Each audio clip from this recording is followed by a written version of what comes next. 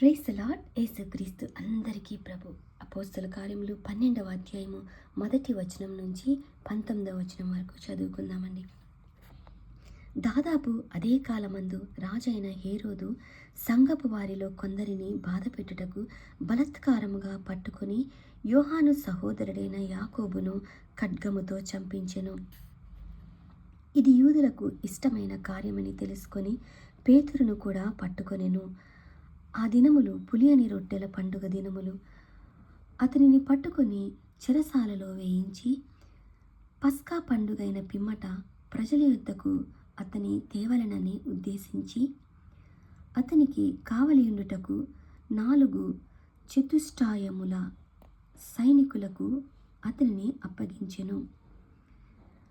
చతుష్టాయముల అంటే 14 మంది సైనికులను పేతురు గారిని చెరసాలలో ఉంచినప్పుడు 14 మంది సైనికులను మరి అతనికి కాపలాగా ఉండడానికి సైనికులకు పేతురు గారిని అప్పగించారనమాట. పేతురు చెరసాలలో ఉంచబడెను. సంఘమైతే అతని కొరకు అత్యాసక్తితో దేవునికి ప్రార్థన చేయుచుండెను.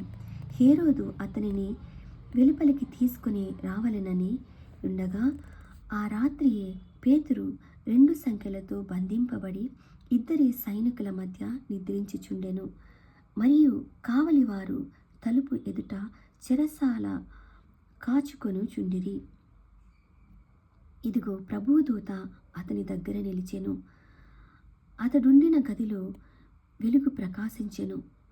దూత పేతురు ప్రక్కను తట్టి త్వరగా లెమ్మని చెప్పి అతని లేపగా సంకెళ్ళు అతని చేతుల నుండి ఊడిపడెను. అప్పుడు దూత అతనితో, నీవు నడుము కట్టుకొని చెప్పులు తొడుగుకొనుమనెను. అతడు అలాగు చేసిన తరువాత దూత, నీ వస్త్రము పైన వేసుకొని నా వెంబడి రమ్మని అతనితో చెప్పెను. అతడు వెలుపలికి వచ్చి దూత వెంబడి వెళ్ళి దూత వలన జరిగినది నిజముగా జరిగినని గ్రహింపక తనకు దర్శనము కలిగినని తలంచెను. మొదటి కావలిని 2వ కావలిని దాటి పట్టణమునకు పోవు ఇనుప గవిని యొద్దకు వచ్చినప్పుడు దానంతట అదే వారికి తెరుచుకొనెను. వారు బయలుదేరి ఒక వీధి దాటిన వెంటనే దూత అతనిని విడిచిపోయెను. పేతురుకు తెలివి వచ్చి ప్రభు తన దూతను పంపి హేరోదు చేతిలో నుండి యూదులను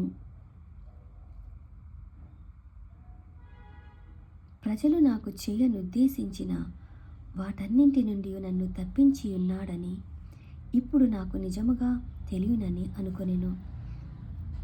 అట్లు ఆలోచించుకొని అతడు మార్కు అను మారుపేరు గల యోహాను తల్లి అయిన మరియ ఇంటికి వచ్చెను. అక్కడ అనేకులు కూడి ప్రార్థన చేయుచుండిరి. అతడు తలవాకిటి తలుపు తట్టుచుండగా రోదే అను ఒక చిన్నది ఆలకించుటకు వచ్చెను. ఆమె పేతురు స్వరము గుర్తుపట్టి సంతోషము చేత తలుపు తీయక లోపలికి పరిగెత్తుకొని పోయి పేతురు తలుపు దగ్గర నిలుచున్నాడని తెలిపెను. అందుకు వారు, నీవు పిచ్చిదానవనిరి. అయితే తాను చెప్పినదే నిజమని ఆమె దృఢముగా చెప్పినప్పుడు వారు అతని దూత అనిరి. పేతురు ఇంకను తట్టుచున్నందున వారు తలుపు తీసి అతనిని చూచి విభ్రాంతి నొందిరి.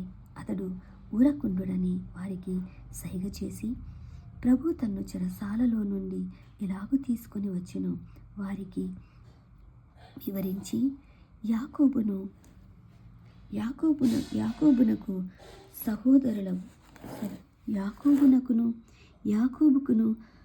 సహోదరులకును ఈ సంగతులు తెలియచేయడని చెప్పి బయలుదేరి వేరొక చోటికి వెళ్ళెను. తెల్లవారగానే పేతురు ఏమాయెనో అని సైనికులలో కలిగిన గలిబిలి ఇంతంత కాదు. హేరోదు అతని కోసరము వెదికినప్పుడు అతడు కనబడనందున కావలి వారిని విమర్శించి వారిని చంపనాజ్ఞాపించెను. అటు తరువాత